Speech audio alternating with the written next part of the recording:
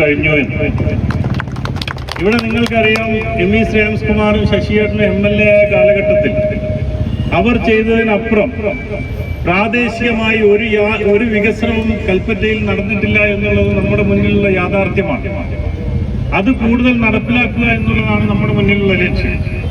ഇവിടെ സഖാവ് മധു സൂചിപ്പിച്ച പോലെ 2 ദുരന്തങ്ങൾ നമ്മൾ നേരിട്ടു, പുത്തുമലയും ചൂരന്മലയും. പുത്തുമല ദുരന്തം നേരിട്ടപ്പോൾ അതിനെയും നമ്മൾ നേരിട്ട് ഗവൺമെന്റ് സഹായത്തോടുകൂടി അവിടുത്തെ ജനങ്ങളെ നമ്മൾ സംരക്ഷിച്ചു.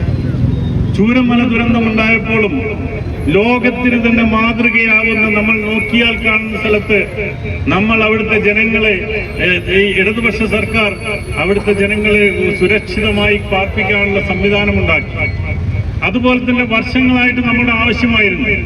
പക്ഷേ ചുരത്തിൽ ട്രാഫിക് ജാം ഉണ്ടാകുമ്പോൾ എന്താണ് ചുരത്തിനൊരു ബദൽ എന്നുള്ളത് പലതും നമ്മൾ നോക്കിയിരുന്നു. നമ്മുടെ സ്വപ്നത്തിൽ പോലും ഉണ്ടായിരുന്നില്ല, നമ്മൾ പോലും പ്രതീക്ഷിച്ചിരുന്നില്ല തുരങ്കപാത എന്നുള്ളൊരാശയം. തിരുവമ്പാടിയിലെ MLA-മാരും ശശിയേട്ടനൊക്കെ അതിനെപ്പറ്റി നടക്കുമ്പോൾ നിരവധി ചർച്ചകൾ നടന്നിരുന്നു. അന്ന് നമ്മൾ, പക്ഷേ ആ തുരങ്കപാത പ്രവർത്തനം തുടങ്ങിയിട്ടാണ് ഇപ്പോൾ നമ്മുടെ മുന്നിലുള്ളത്. അത് നമ്മുടെ വികസനത്തിന്റെ ഏറ്റവും വലിയ ഒരു ഘടകമാണ്. അങ്ങനെ ഗവൺമെന്റ് നടപ്പിലാക്കിയ 2 പദ്ധതികളും ഈ കൽപ്പറ്റയിലാണ്.